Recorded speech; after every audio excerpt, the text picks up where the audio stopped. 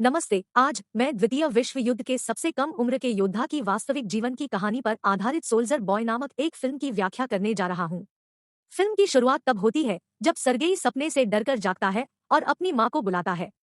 तभी कोई उसके दरवाजे पर दस्तक देता है। यह मानते हुए कि यह उसकी माँ है, वह उसकी ओर भागता है, लेकिन एक पड़ोसी महिला घबरा कर आती है। वह उसे जीवित रखने के लिए भगवान को धन्यवाद देती है और उसे सूचित करती है कि उसकी माँ और भाई मर चुके हैं। छोटा लड़का समझ नहीं पा रहा है कि वह क्या कह रही है और अपनी माँ का इंतजार करने के लिए घर में रहना चाहता है। महिला उसे बताती है कि जर्मनों ने उन पर हमला किया है और उसे भागना चाहिए। तभी कुछ सैनिक उनके घर के पास आते हैं। महिला सर्गेई को खिड़की से बाहर भगाती है, लेकिन उससे पहले कि वह उसके साथ शामिल हो पाती, उसे गोली मार दी जाती है। 6 साल का छोटा अब अकेला है, उसके पास कोई परिवार और दोस्त नहीं है। जैसे ही सर्गेई घर से भागता है, वह अपने पूरे पड़ोस को अपने पीछे जलते हुए देखता है। वह व्यर्थ में अपनी माँ को बुलाता है और वहां से भाग जाता है। कुछ समय तक भागने के बाद वह जंगल के बीच में आ जाता है। छोटा बच्चा अपनी माँ को बुलाना शुरू कर देता है कि वह आए और उसे ले आए, क्योंकि वह खो गया है। उस रात वह जंगल में रहता है। अगली सुबह हम उसे एक नदी का पानी पीते हुए देखते हैं, जब दुश्मन के सैनिक उसके रास्ते में आते हैं। सर्गेई, यह जानते हुए कि वे खतरनाक है, जल्दी से एक पेड़ की जड़ों के अंदर छिप जाता है। जब एक सांप पास आता है तो वह चौंका जाता है, लेकिन एक शब्द भी नहीं बोलता है और न ही भाग जाता है। सर्गेई को सांप से ज्यादा सैनिकों से डर लगता है। सैनिक नदी के किनारे खाते हैं और चले जाते हैं, जिसके बाद सर्गेई उनका बचा हुआ भोजन लेता है और रात के लिए उसे खा जाता है। हालांकि दिन के अंत तक छोटा लड़का थक जाता है। उसने 2 दिनों से उचित भोजन नहीं किया है और बिना किसी गंतव्य के चल रहा है। वह लंगड़ाते हुए नीचे गिर जाता है, लेकिन चलना बंद नहीं करता है। रास्ते में वह जंगली जामुन देखता है और उन्हें खा जाता है, लेकिन तभी उसके पीछे एक विस्फोट होता है, जिससे वह आश्चर्यचकित हो जाता है।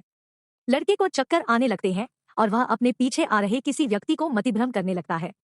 हालांकि ऐसी परिस्थितियों में भी वह बहादुर खड़ा रहता है और उस व्यक्ति को बताता है कि उसके पास एक राइफल है और वह डरता नहीं है। वह आगे लंगड़ाता है, लेकिन थोड़ी देर बाद बेहोश हो जाता है। जब वह सो रहा होता है तो 2 सैनिक उसके पास आते हैं। यह दृश्य रूसी सेना के अड्डे तक जाता है, जहां कमांडर कुज्नेत्सोव अपने गश्ती सैनिकों का इंतजार करता है। वे छोटे बच्चे के साथ आते हैं जो घायल और कमजोर है। जब सैनिक दावा करते हैं कि वे उसके पक्ष में हैं, तो छोटा लड़का खुलता है और अपना परिचय देता है। जब बच्चा कमांडर से हाथ मिलाता है तो सैनिक हंसते हैं और सुझाव देते हैं कि वह भी अपना परिचय देता है। सैनिक छोटे बच्चे के साथ स्नेह महसूस करते हैं और उसे चारों ओर घेर लेते हैं। वे उसे पानी पिलाते हैं और खिलाते हैं, यहाँ तक कि अन्यथा ठंडा कमांडर भी बच्चे की देखभाल करता है। कात्या नामक एक नर्स सर्गेई के घावों को पहनती है और उसके व्यक्तित्व से भी मंत्रमुग्ध हो जाती है। बच्चा उसे अपने घावों पर एक टैंक खींचने के लिए कहता है, क्योंकि वह बड़ा होकर सैनिक बनना चाहता है। यहाँ तक कि घायल सैनिक भी बच्चे से बात करते हैं और हल्का महसूस करते हैं। सर्गेई कमांडर की बंदूक और उसके बैट से मोहित हो जाता है। कमांडर भी छोटे लड़के के सभी सवालों का जवाब देता है और गोलियों को बाहर निकालने के बाद उसे अपनी मानद पिस्तौल से खेलने देता है। सर्गेई उसे अपने पेट पर खींचा गया टैंक दिखाता है और खुद एक सैनिक होने का दावा करता है। लड़का बहुत जल्दी ठीक हो रहा है। नर्स कात्या कमांडर से लड़के को बटालियन के साथ रहने देने के लिए कहती है, लेकिन वह यह दावा करते हुए असहमत होता है कि यह सुरक्षित नहीं होगा। वह सर्गेई को एक अनाथालय में भेजना चाहता है। सैनिकों ने अपना सारा खाली समय सर्गेई के साथ बिताया। दिन भर कई लोग उनसे मिलने आते हैं। वे उसे दूर से अपने परिवारों द्वारा भेजा गया भोजन लाते हैं और यहाँ तक कि उसे अपनी दूरबीन से खेलने भी देते हैं। एक दिन एक सैनिक कमांडर के पास जाता है और उससे लड़के को बटालियन के साथ रहने देने के लिए कहता है। सैनिकों का उस बच्चे के साथ घनिष्ठ संबंध बढ़ गया है और वे उसे अपना मानते हैं। उनकी उपस्थिति उनके सीने से युद्ध का बोझ हटा देती है। हालांकि कमांडर अपनी सुरक्षा के लिए लड़के को अनाथालय भेजने पर अड़ा हुआ है। अगले दिन दुश्मन हमला करते हैं और कई सैनिक घायल हो जाते हैं।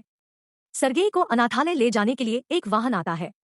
कमांडर बच्चे को खबर देता है और उसे उपहार के रूप में एक लकड़ी की मानद पिस्तौल देता है। लड़का बदले में उसे गले लगाता है, यह दावा करते हुए कि वह कमांडर की सुरक्षा के लिए डरा हुआ है। सेनापति अपने आलिंगन में पिघल जाता है और अपना मन बदल लेता है। वह सर्गेई को अपने बेटे के रूप में सैनिकों के साथ रहने के लिए कहता है। उस रात सैनिक छोटे लड़के के लिए छोटे सैनिक कपड़ों की तलाश करते हैं। वे सर्गेई को अपने साथ रखने के लिए चांद पर होते हैं।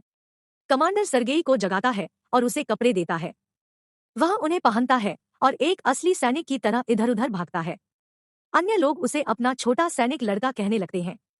जैसे ही बच्चा इधर उधर भागता है, जर्मन बटालियन पर हवाई हमला करते हैं।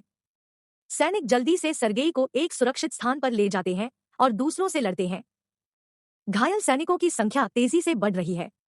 सर्गेई खुद को उपयोगी बनाना चाहता है, इसलिए वह प्यासे सैनिकों के लिए पानी लाता है। उनमें से एक उसे अपने परिवार द्वारा भेजे गए पत्र को पढ़ने के लिए कहता है, क्योंकि उसकी आंखों पर पट्टी है। छोटा लड़का मदद करना चाहता है, लेकिन पढ़ना नहीं जानता। वह पत्र लेता है और उस पर लिखी चीजों को बनाना शुरू कर देता है, यह दावा करते हुए कि सैनिक की गाय घर वापस सुरक्षित है। जब सैनिक कहता है कि उसके पास गाय नहीं है, तो दूसरे उसे कहानी के साथ जाने और हंसने के लिए कहते हैं। वह दूसरों के पत्रों को एक ही तरीके से पढ़ता है और उनका उत्साह बढ़ाता है। अगले दृश्य में हम कात्या और कमांडर को बात करते हुए देखते हैं। दोनों एक दूसरे की ओर आकर्षित प्रतीत होते हैं, लेकिन अपनी भावनाओं को स्वीकार नहीं करते हैं। बाद में सर्गेई कमांडर को बताता है कि वह बटालियन में व्यवस्थित स्थिति में है और खुद को एक के रूप में पेश करना शुरू कर देता है। हालांकि लड़का तब एक सैनिक के स्टेशन को हमले से नष्ट होते देखता है। कमांडर उसे मृत सैनिक को सम्मान देने के लिए अपनी टोपी उतारना सिखाता है। अगले दिन वह कमांडर से उसे एक मिशन देने का आग्रह करता है और उसे सैनिकों के बीच पत्रों को वितरित करने का काम दिया जाता है। वह अपने कार्य को कुशलता से पूरा करता है और यहाँ तक कि सैनिकों को भी उसके लिए नाचता है। अगले दिन सर्गेई अपने दूरबीनों के साथ आधार से थोड़ी दूर चला जाता है। जैसे ही वह इसके साथ खेल रहा होता है, वह किसी के पैर को घास के ढेर के अंदर से चलते हुए देखता है। वह वापस बटालियन की ओर भागता है और सैनिकों को अपने निष्कर्षों के बारे में बताता है। सैनिक संदेह करते हैं, लेकिन वैसे भी लड़के के साथ जाते हैं। जब वे घास के ढेर के पास पहुंचते हैं, तो उन्हें नीचे छिपे 2 जर्मन जासूसों को देखने के लिए सतर्क किया जाता है। जासूसों को गिरफ्तार कर लिया जाता है और बच्चे की बुद्धि के लिए प्रशंसा की जाती है। उस रात कमांडर सर्गेई को गोद लेने के लिए कानूनी कागजात दिखाता है। अब वे आधिकारिक तौर पर बच्चे के पिता हैं। सर्गेई कात्या के लिए कमांडर की भावनाओं के बारे में जानता है, इसलिए अपनी दया का भुगतान करने के लिए वह उसे स्वीकार करने के लिए ले जाता है। लेकिन दोनों उसे एक अलग आदमी से बात करते हुए देखते हैं और गलत तरीके से मान लेते हैं कि वह किसी और में रुचि रखती है। आधार पर जर्मनों द्वारा फिर से हमला किया जाता है। इस बार सर्गेई अग्रिम पंक्ति के सैनिकों को गोला बारूद की आपूर्ति करके अपनी पूरी ताकत से सैनिकों की मदद करता है, लेकिन वहां के सैनिक उसे शेड में वापस जाने का आदेश देते हैं, क्योंकि यह बाहर बहुत खतरनाक है। जब वह शेड में आता है, तो वह देखता है कि कमांडर और अन्य लोग घबरा रहे हैं, क्योंकि कर्नल के साथ फोन का कनेक्शन खत्म हो गया है। टूटे हुए तारों को ठीक करने के लिए एक सैनिक को भेजा जाता है। सर्गेई सैनिक का पीछा करता है और देखता है कि वह गंभीर रूप से घायल हो गया है। वह मरते हुए सैनिक से पूछता है कि वह तारों को कैसे ठीक कर सकता है, और यह काम वह खुद करता है। संपर्क वापस आ जाता है और अधिक सैनिकों को बुलाया जाता है। 6 साल का बच्चा सभी की जान बचाता है। बाद में हम कमांडर और कात्या को नदी के किनारे बात करते हुए देखते हैं। कमांडर अंत में उसके लिए अपने प्यार को स्वीकार करता है और उसे सर्गेई की मां बनने के लिए कहता है।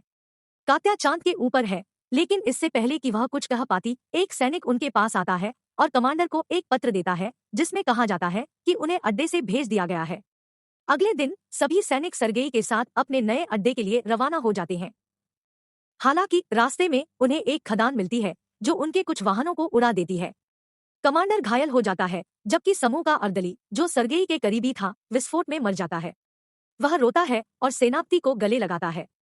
वे घायल लोगों को अपने साथ ले जाते हैं और अपने नए अड्डे तक अपनी यात्रा जारी रखते हैं। जब वे अंत में दूसरे अड्डे पर पहुंचते हैं, तो वे कमांडर के नेता जनरल से मिलते हैं। वह भी बच्चे की महत्वाकांक्षा से प्रभावित होता है और इतना चतुर बच्चा पैदा करने के लिए कमांडर को बधाई देता है। अगले दिन उनके डिवीजन को एक गार्ड का बैनर दिया जाता है और लड़के को भी। वह अपने देश को बचाने का वादा करता है जब जनरल उसे अपना जत्था देता है। एक रात उनके अड्डे पर बेरहमी से हमला किया जाता है और कमांडर खंडहरों के नीचे फंस जाता है। सर्गेई अपने पिता के लिए रोता है और उसे बचाने की कोशिश करता है। वह अन्य सैनिकों को बुलाता है, जो अंत में कमांडर को बाहर लाते हैं। अगले दिन सर्गेई एक घायल कमांडर के पास जाता है। कमांडर को बचाने की कोशिश में उसके हाथ घायल हो गए। बच्चा अब टीम का एक अविभाज्य हिस्सा है। उनके बगल में उनका कोई परिवार नहीं है और वे युद्ध में जहां भी जाते हैं वहीं चले जाते हैं। फिल्म का अंत तब होता है जब रेजिमेंट को दूसरे अड्डे पर जाते देखा जाता है।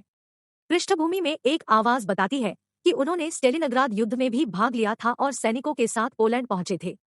उन्हें वर्तमान में दुनिया के सबसे कम उम्र के सैनिक के रूप में जाना जाता है और उनकी बहादुरी की पौराणिक कहानी अब पूरी दुनिया में सुनने के लिए फैली हुई है।